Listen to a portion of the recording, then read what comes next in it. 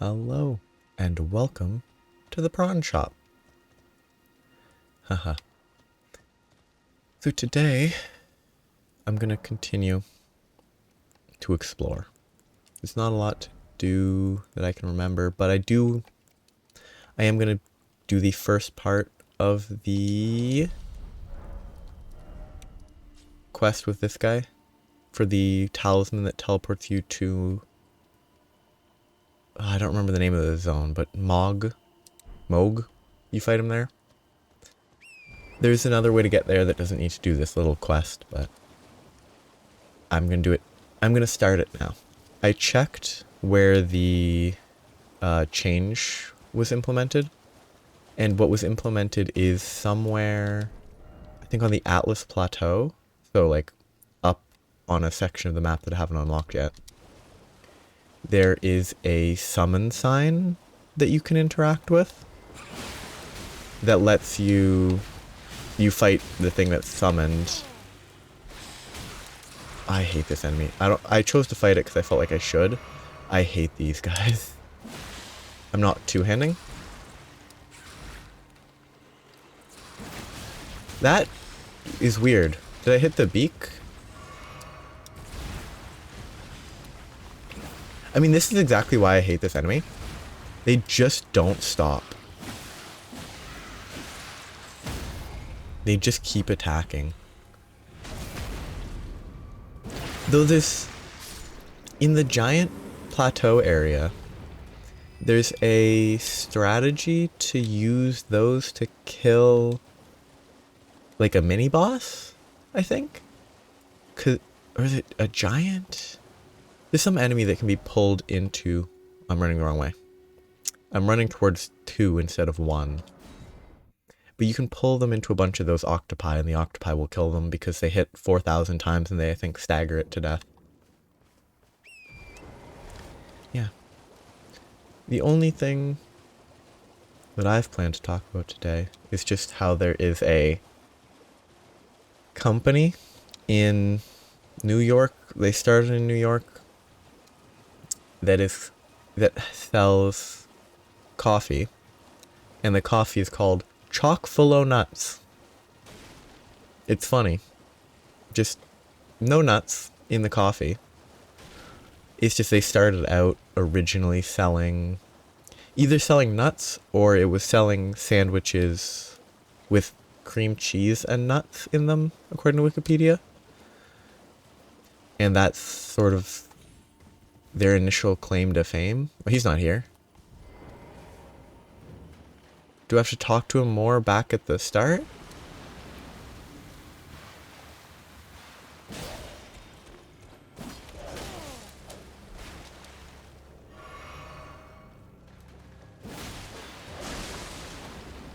Oh.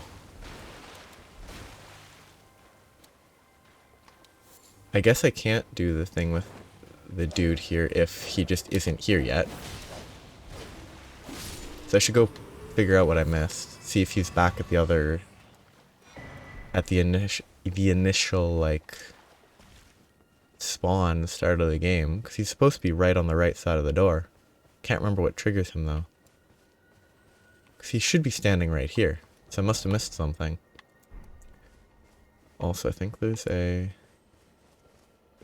pretty sure there's a Grace that's closer to here, so I'll do a quick check. But yes, chock full o' nuts. They might still sell nuts in some form, I'm not sure. And they also apparently, one of their initial selling points, or early selling points, I'm not sure where it was timeline wise compared to their creation. Okay, no closer teleport that I can spot unless it's right there.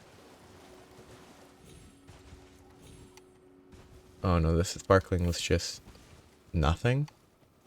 Guess I was going crazy. Is he still here? He's still here. Did I not talk to him enough? Oh, I haven't talked to him since I went to the table. I haven't talked to him since I was able to go to the round table. Oh, well, you I can now for an audience. Oh, well, I guess I'll be back here, but I'm gonna try and kill this guy first. So now I'll have to talk to him a few times here.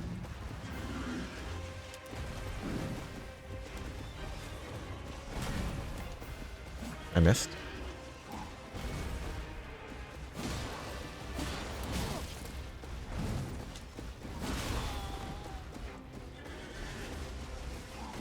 I'm actually more than willing to brute force this. Whoa, that was a big spin.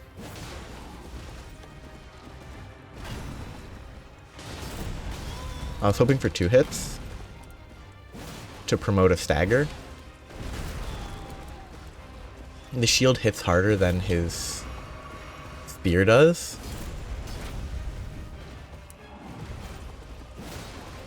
No stagger yet. Does he even stagger? I'm pretty sure these guys can be staggered. No bleed either. The bleed's kind of reasonable, but... Okay, so that guy's gone. Now I need to go to the... Oh, yeah, because I... What did I just get? Ah. I haven't actually talked to the 2 fingers yet, despite having 2 great runes. He's still here. He's gone because of Volcano Manor. He's here. Anything else change? This is closed now? She's here. And there's new stuff I can buy from this guy. I still have no bell bearings, wow. This is worth buying. This is worth buying. Ah, I missed the Flask of Wondrous Physic. So I should buy it here right now, because I will need it. I don't have enough runes to buy all of these, so I'll leave them all for now. So I need to talk to her, because her quest stuff is kind of interesting. Hello. I've not seen you here. I am the fellow here by decree of the pleasure's mine, as a fellow tarnished. Ah, yes. I wonder if you've met my... He's in his study. If you haven't already, father is, I'm sure, talking. He's the leader? I'll see you again. Yeah, so that's going to trigger her to go somewhere else, probably. Can't talk to him again. This is still locked. I got distracted from talking more about the chock full of nuts, but there's not really much more to say. It's just kind of an interesting idea. Oh, wait, no. One of their original claims to fame, I got distracted, was their sandwiches were advertised as untouched by human hands. Because the people making the sandwiches used tongs. Pretty silly. And clearly a product of the era. Which I think was early 1900s.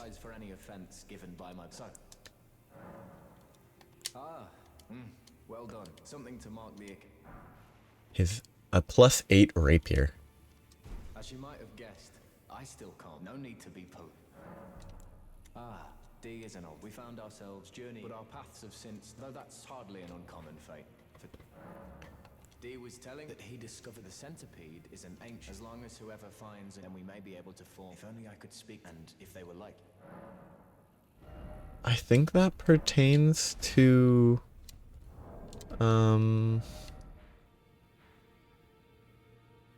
right here. You can get a death related thing, death mark. Those who live in all the more. Yes, nothing new to say. Oh yeah, I want to see Rogier's rapier. Yeah, I don't have the dex to make it really good, but it is +8 still. Oh, I could enchant it with something else, make it an int-based weapon. Worth considering. Because it is already a +8. I am pleased. Would you like now? I don't think this is necessary to progress the quest. But I'm still going to check because I don't actually know. That looks so silly. You are so... I was known Yeah. as a deathbed companion. After I received the warmth and lively vigor from an I lay the remains of to do so is the purpose of my being. But before I could bear the noble into new life, I was awakened by the guidance of grace. Pray, despite all, so please, then good day. Yeah, so that I basically, the only interest in this quest line is fighting the dragon at the end of it.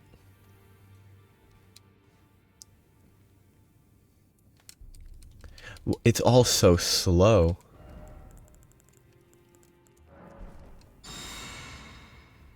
It's all just so incredibly slow. So now I need to talk to the two fingers, but not the two fingers, the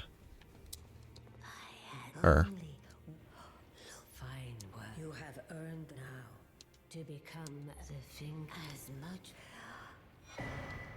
That's actually very nice. Queen, a god, but after the elder, grim punishment for Marika's trespass demanded a but even in shackle, confer great runes to become the fingers now. Yeah. Could get this stuff, not very.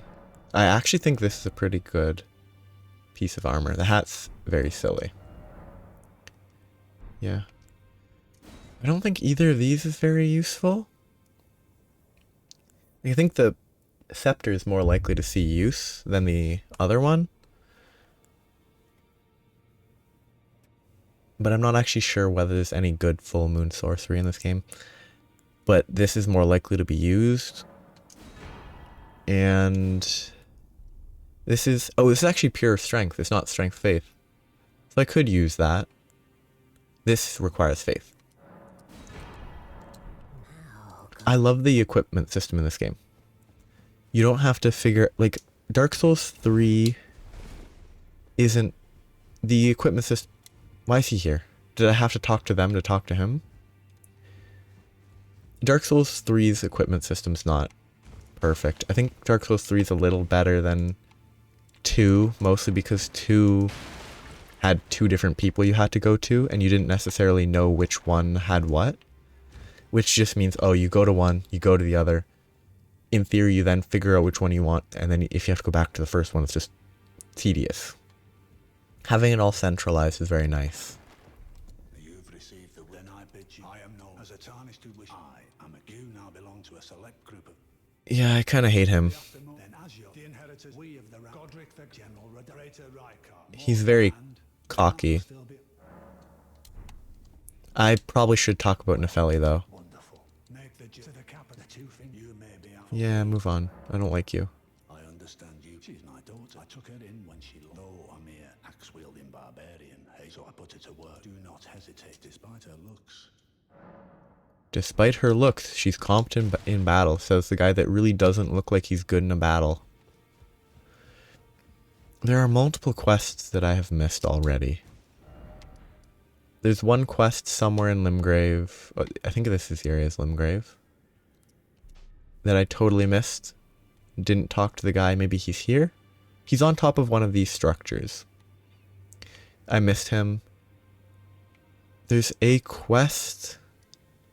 There's 3 people whose quests end at the Godric quest point. I think Nefeli is somewhere in Liurnia, but I'm gonna go fight a dragon. That's the most important thing right now. I have no more fun facts prepared or planned out or that I can think of off the top of my head, so as I fight the dragon, the closest thing that I can think of is just talking about books. Like how I've never actually considered reading Game of Thrones because it's never going to be finished. And like they're apparently great books. It's just the fact that the fact that I really doubt they will ever actually be completed completely puts me off even trying to read them. And like I would say I have a very weird stance when it comes to a lot of books. Like, there's plenty of things where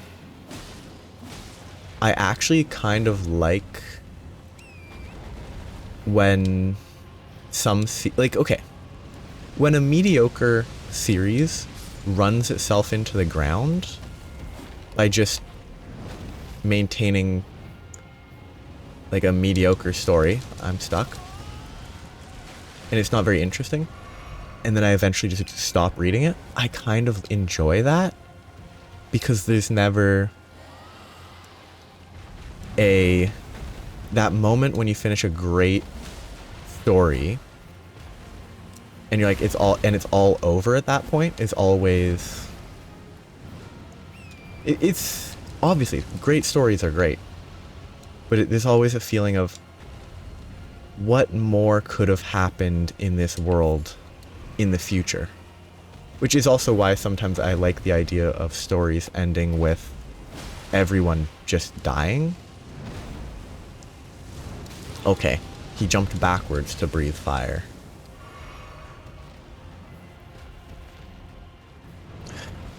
This is part of why I hate dragon fights in these games. Every single one of these games. Like, Midir's a good fight because he doesn't move. You don't have to chase him. You do have to chase him, but like, his movements are much more part of the fight. It doesn't feel the same as just repositioning. A lot of these dragons, especially for the 4 million dragons in this game, a lot of their movement feels like it's just repositioning. And it's not, yes, this is attacking you, but it's not, it's too much movement. And it just makes it unfun having to run around to fight them. That step was unfortunate. It's the issue with dragon fights. Wow. Because like, this fight could take a fraction of the time if it wasn't constantly flying away from me. It's not as bad as Sin in Dark Souls 2. Sin in Dark Souls 2 flies way too much. I should go find that guy, talk to him, and then continue down and get Reduvia. Oh no, he's under here. He's definitely straight this way. Because I know that there's a whole quest with this guy. But he just kind of dies. He tells you not to fight the dragon. Beautiful, and as such, the heart you brought, you should find yourself and seek the decree. You must know for those who So yeah, that he introduces the dragon communion thing, which is interesting because I think if you find it first, it doesn't react to that. It'd be great if it did. But yeah, well, there's a lot of very good fantasy. I'm gonna say epics because anything that has millions of words probably qualifies. Well, I don't need to go that way, I need to go this way. Like, the tone of Elden Ring sort of fits, I mean, unsurprisingly, it fits very well with fantasy epics. Unsurprising because of the old George R.R. Martin, I think, having some input into this. I don't know what he did, but the tone fits with Western fantasy very well. And now I fight a phantom.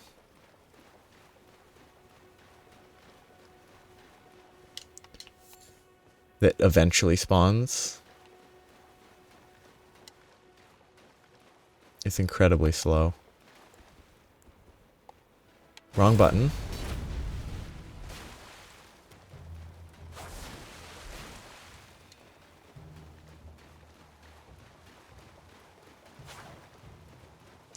I love enemies like this.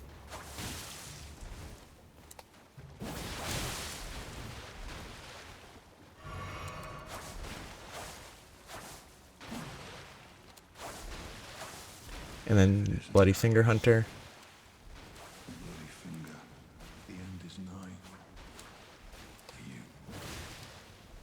And your cessblood. It's not a very fun enemy.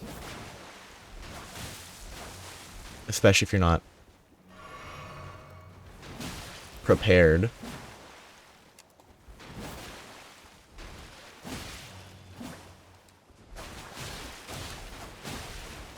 Kill steal. Kill steal. Rude. Stop attacking. Reduvia. Yeah, I was talking about fantasy epics. Oh wait, I want to change this. I'm not a fan of having that on the bar. Doesn't do anything right now other than heal.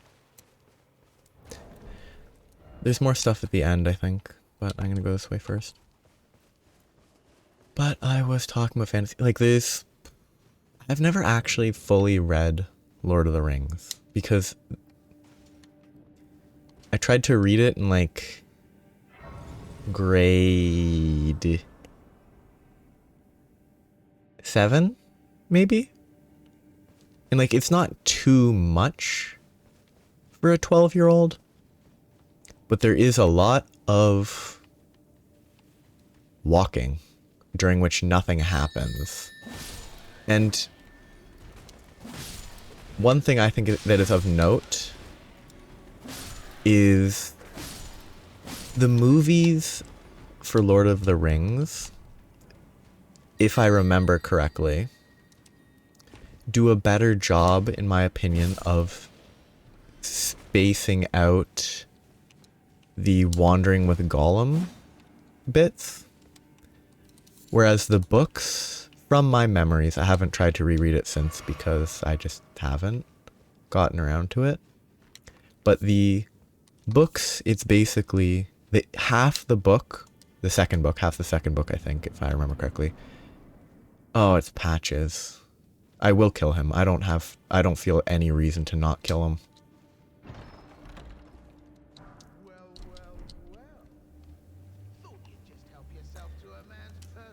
But like, half of the second book is just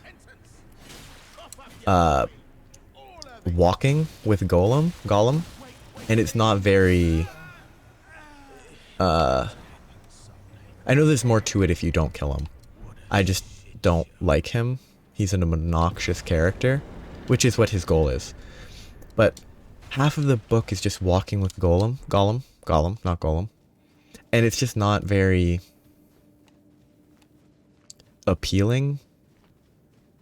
The rest of it's fun. I actually kind of like the different, like, I think losing some of the characters lost a little bit of the flavor to the story.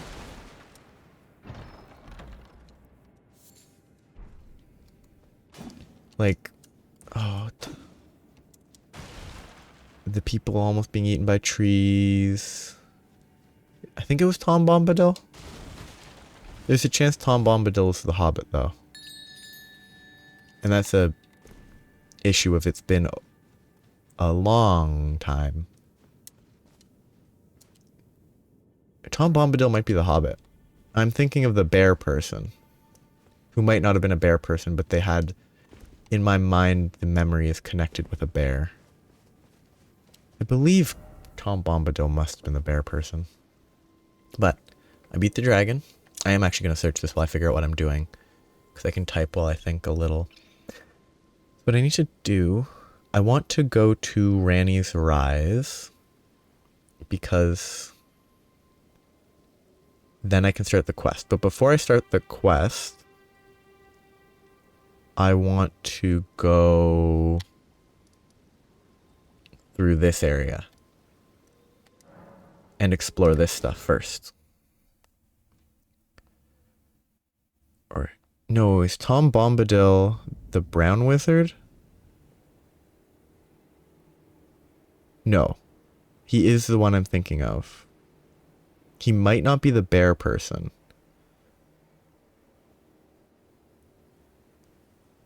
But he is the guy that saves them from the trees, right? And they hang out for a while. Settled in the old forest. Angmar.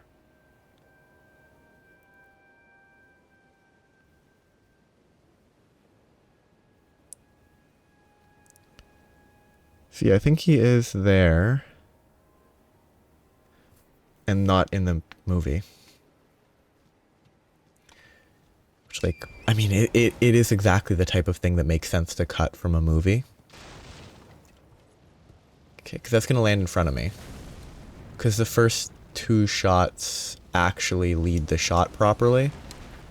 And the rest I can run past. Yeah, I've never finished Lord of the Rings. Other fantasy... I haven't read any... Well, no, it's a lie. I haven't read the... Oh, I feel bad that I can't remember the author's name. But they wrote Mistborn, which is a fun series of books. I only read the first 3 parts, 3 books of Mistborn, none of the, like, sequels. Well, I mean, technically I read the sequels, but I didn't read the follow-up series. Because, I mean, it's very possible that at the time I read Mistborn, the follow-up series wasn't complete. Which could have had something to do with my choice to not read it. I've tried to read Wheel of Time. It's definitely dated in a negative way. But I also just... I read the first book, it was kind of interesting. I sort of lost interest with the second book. Because honestly, I didn't care about any... The first book didn't appropriately make me care about anyone but the, like, central character, the central dude guy. So I just didn't really have any interest in where the second book was going. Because it has nothing to do with him. I mean, it has everything to do with him because it's all connected, but I just didn't care. So I couldn't get through the second book. And I was also kind of busy, so I didn't have a crazy amount of time to read. But yeah, the second book was just kind of boring to me. So I never got through that. But reading it reading also like an idea of where the story was going to go, really made it clear that another series that I'd read very much did, putting it lightly, borrow stuff from it. Though supposedly the author claims they had never read it and it was a coincidence, but there's a Sword of Truth series. It was fun when I read it the first time. I think I read through it even twice. It was pretty fun. It's not very good, in my opinion. Like, the first book is incredibly, like, I would say, tropes of its time in how it's told, how the story exists, where it's like the chosen one, hero's journey, old man saves them, he falls in love with a woman, the woman is actually, like, in certain ways super dangerous, so treated poorly, but also not, because if she was treated too poorly, she would be able to take control, because, there's a group of people called confessors who can... This is objectively spoilers for the first book, but, like, it's revealed relatively quickly, but it is spoilers for the first book. But, like, they can they can assert control over anyone, and it will basically turned them into a puppet who will do anything for them. Which definitely has probably some iffy, very of the time statements about how some men viewed women, but it's a fun, the character is overall not like awful, I think. I don't think they're super terrible as a portrayal. I just don't want to die. I'm about to die. How do I use this? I didn't remember how to use the flask of physics, so I died to the poison. But it's it's reasonably by the numbers, even with the end point reveal of like familial relations, where it might have been surprising. Might have been surprising when I first read it. I honestly can't remember. Ooh, that should have hit me. But it's what makes the first book fun is it does a good job of introducing the world that it like the existing world, because there's a whole setup where the main character is from the west of the world. I think it's either west or east, but I think it was west. That it has been cut off from the eastern part of the world because keeping magic apart or something. I can't remember the specifics. It's been a long time since I read it. But like, there's a separation, which very much from my memory, kind of, I think that Wheel of Time has a similar sort of feel to how the main characters are introduced as not accustomed to an entirely common life, like context of life, where everything is new to them because of where they grew up, which is not totally new. It's basically a spin on how I think it's basically just a spin on like, oh, the hero's voyage, they start in a village. Like, hero's journey, not hero's voyage. Like, they just start in a village. So, like, that part's not totally obvious ripoff. But in the second book, the main male character is like, he's the only male wizard, so he has to go learn at a super strict wizard school for women, because that's the only ones that exist anymore because of a plague, magic plague. This is obviously still spoilers, but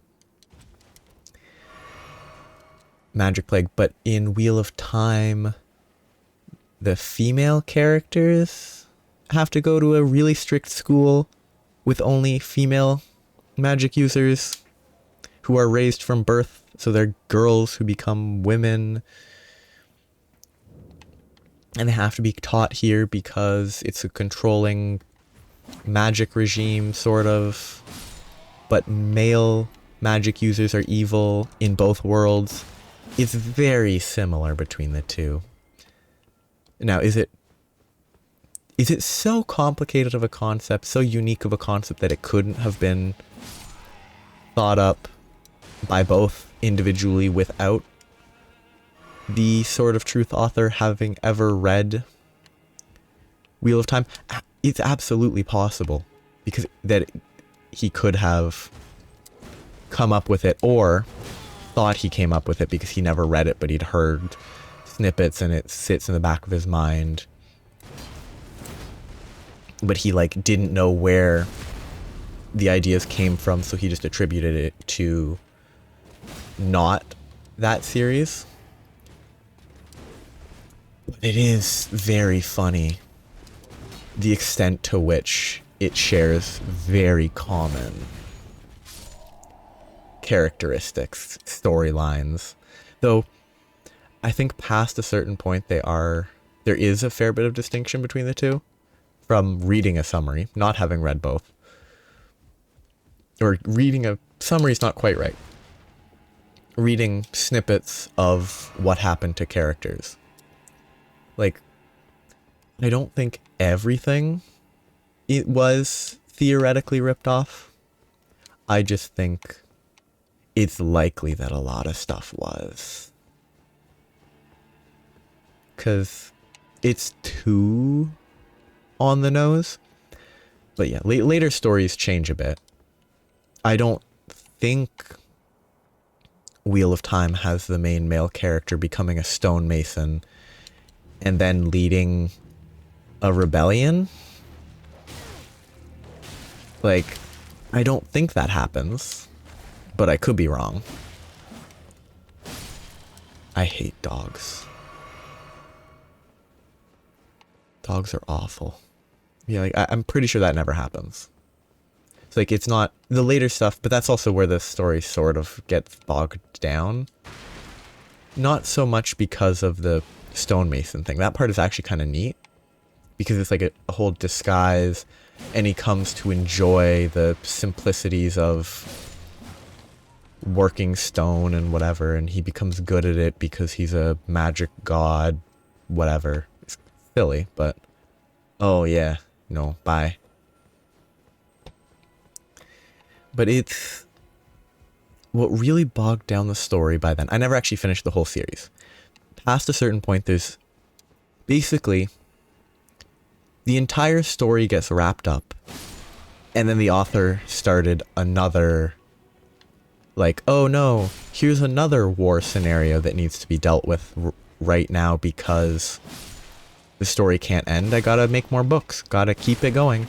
Which, one thing is, I think that story was done. I don't care if there's more that technically was written. That story was over, and it didn't need anything more. I'm gonna return here. But yeah, it was fun. The Sword of Truth thing also had it might not be unique, but the whole, well, there were two things that were fun. The sword that was still a sword, but it was a magic tool was fun. Definitely not incredibly unique, but it was entertaining. It was like a training tool to better focus magic. It was neat. And then there was an established set of rules, because the first book is called Wizard's First Rule, I think. And like, the rules aren't so much like, oh, you broke a rule, you're kicked out. It's more, it's really in your best interest to follow these rules because it's, if I remember correctly, it's basically these are ways to avoid bad stuff happening. And I mean, there's no one to enforce the rules at the point at which the story is at because there's like no wizards left, but oh, it reached. For a second I thought it wouldn't reach far enough. I hate dogs. I'm gonna die to these lions if I try to fight them both without trying to cheese them a little.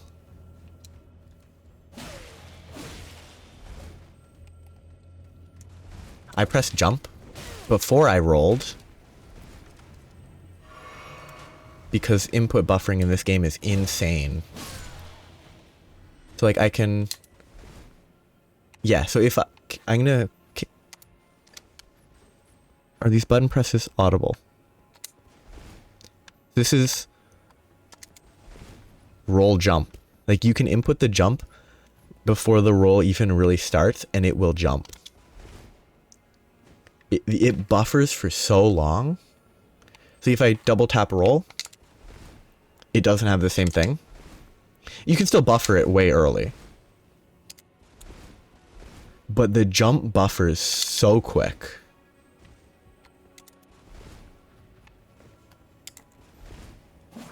Attacks also buffer real quick. But rolls don't buffer as quickly, which is good because panic rolling would be even more of an issue then. But I think the most annoying, and this is going to waste an Estus. Actually, no, I do this. Is sometimes this buffers... Oh, maybe you can't buffer an undrinkable one. But it's more annoying when you buffer getting hit. So you prepare to roll, you get hit before you can actually roll. So it delays the roll. And then at that point, you don't want to roll anymore. But the roll gets buffered through being hit. And then you roll and then you die because you can't roll for the attack that's about to happen. You know what it's time for? My new piece of equipment. The pike.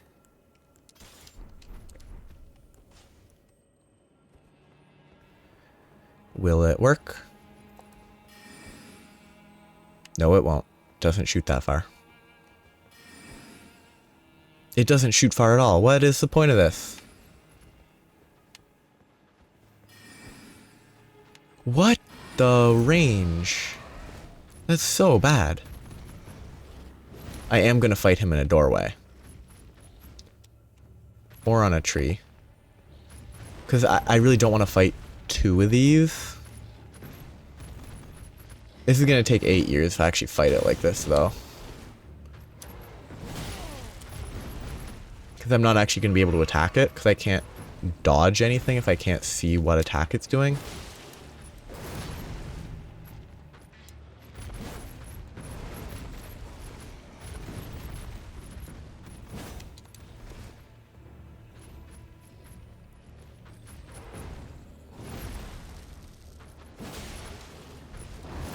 I should probably use a different weapon.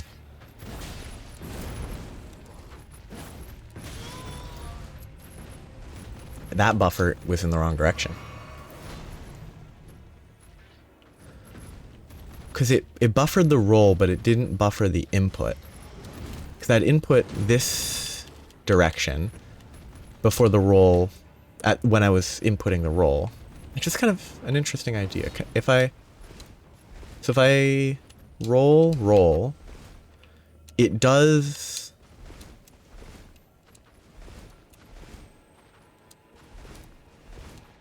It's really hard to test that how I was trying.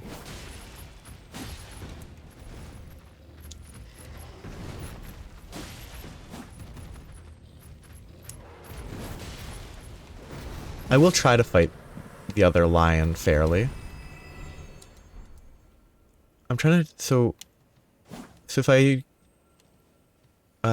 wait, no, does the attack doesn't really buffer. It's the jump that buffers. But yeah, it doesn't buffer the input direction of the jump.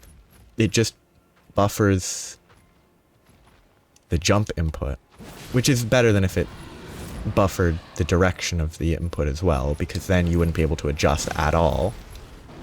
But it is an interesting fact to be made aware of.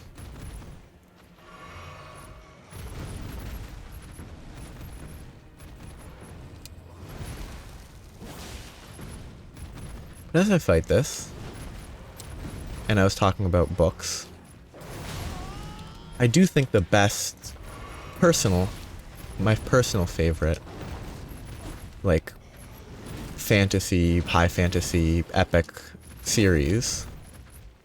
Oosh, this is bad.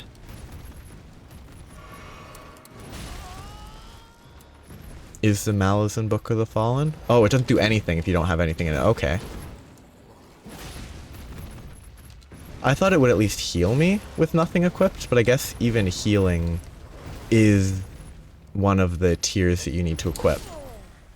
Good to know. I should equip something on that flask. Yeah, the Malazan Book of the Fallen is a very fun book series. I also should stop here. I'll fight the lion one more time, because there should be a grace near the lion. I think after it. I could probably run past it to get to the grace, but if there's only one lion, I think I can fight it. Oh, yeah, fire. Like, The Malice Book of the Fallen, fun series, very long.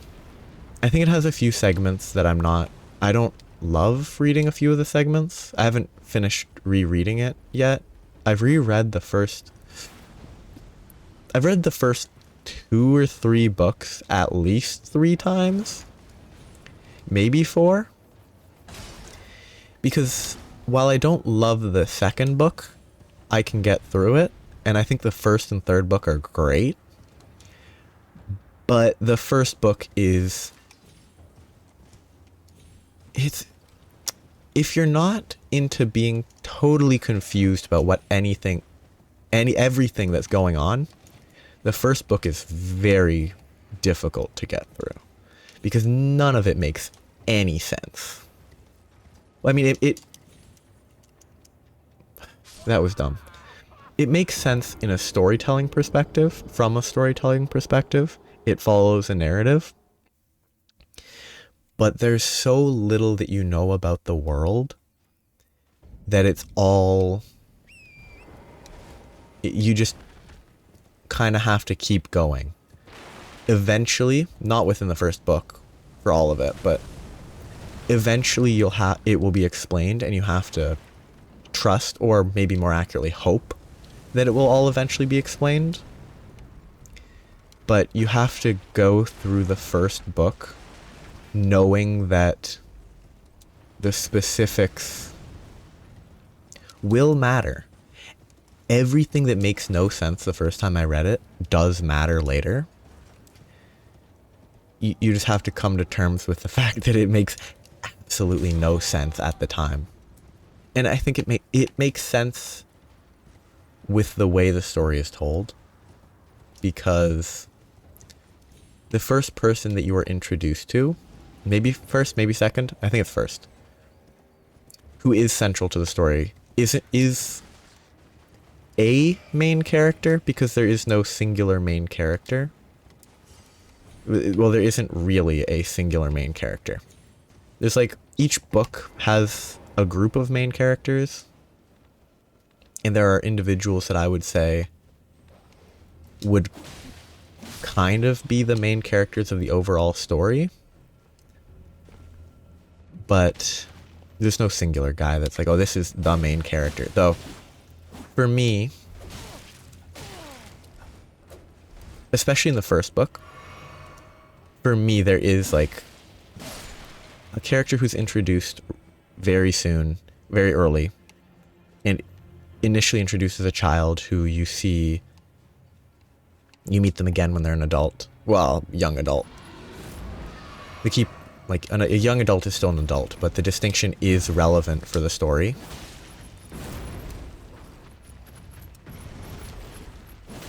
Because they're like a new soldier. So them being a young adult is relevant. But I think it helps the first book if you view them as the main character of the book, because they also don't really know what's going on. So if you view the story sort of from their perspective, I find that it with how I read through it the first time, I didn't feel like it was a weird, confusing story. It was very intentionally confusing, because from the perspective of that character, nothing would make sense. They don't know enough about the world. They don't know enough about anything that's happening to not feel confused. Which sometimes I think there are stories and novels that have been written. This is an assumption just based on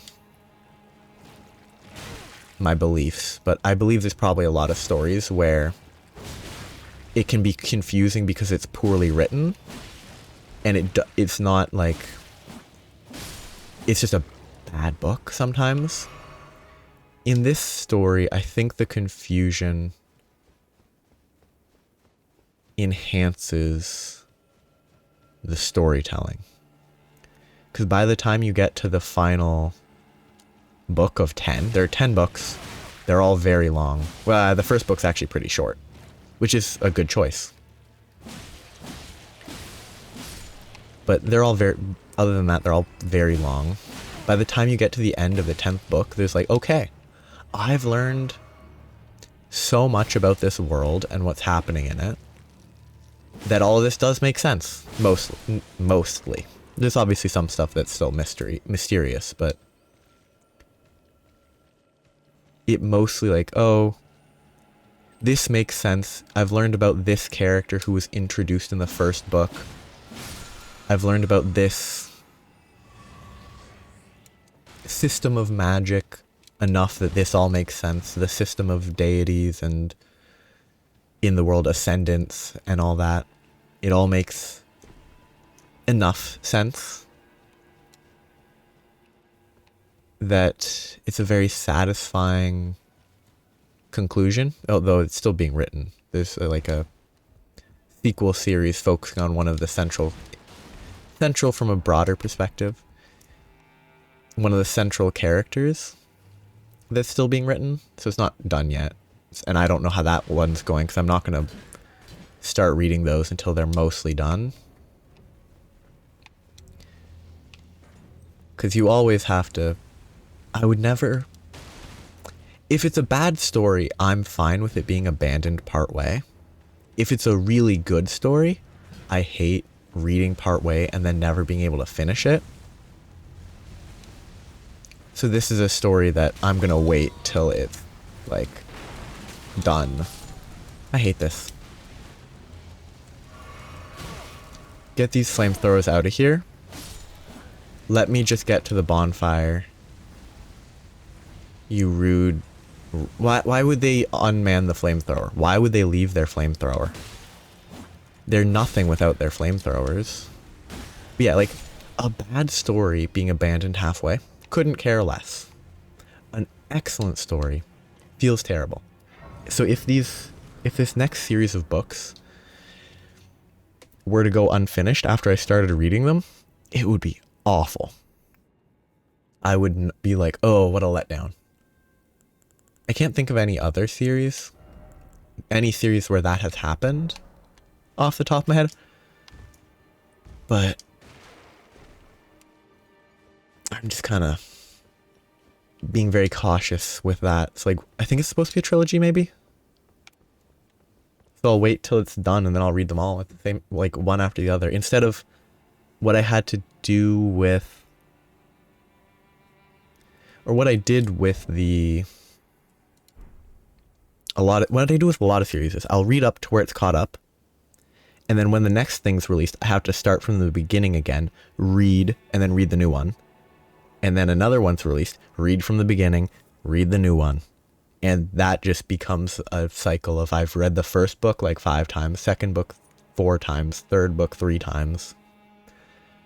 And then eventually the first book, I don't want to reread it, but I don't want to start at the third book before reading the fourth book because I need the flow of the story. It's just rough. Which is why I'm going to wait for that series to be fully released before I start reading it. Though there is a chance that if they stop writing it and it just completely ends and on a incomplete ending, I might just read it with the expectation that it is incomplete. That's not very interesting though, because that's gonna be a while before I read any of that. But yeah, I do look forward to it when those are eventually done. If they will ever be done. Who knows? You never know what can happen. People can pass away young.